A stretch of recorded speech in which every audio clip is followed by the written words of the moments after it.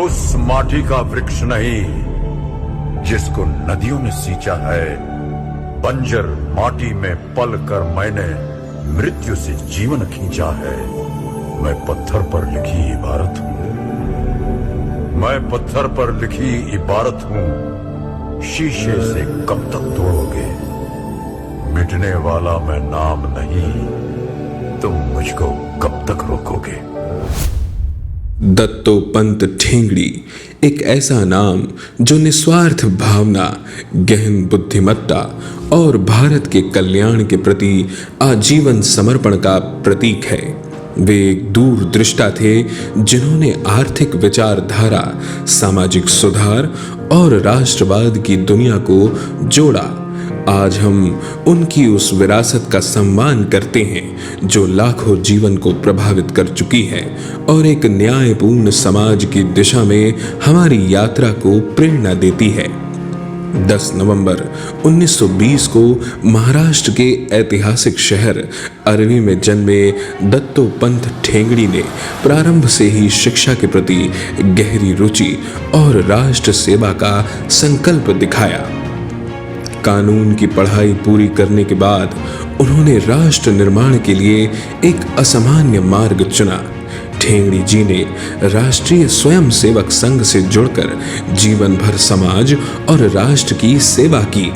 संघ की प्रेरणा से उन्होंने 1955 में भारतीय मजदूर संघ यानी बीएमएस की स्थापना की, जो मजदूरों के अधिकारों के लिए समर्पित था और आज यह भारत का सबसे बड़ा श्रमिक संगठन है।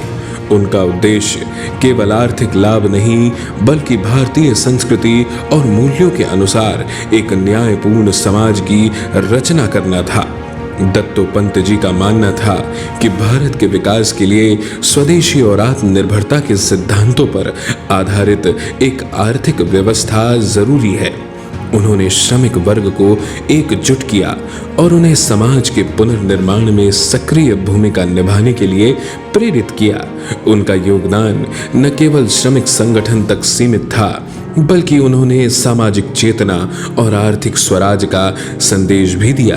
दत्तोपंत ठेंगड़ी का जीवन और उनका कार्य केवल एक संगठन तक सीमित नहीं था बल्कि उन्होंने एक विचारधारा को आकार दिया जो आज भी जीवित है।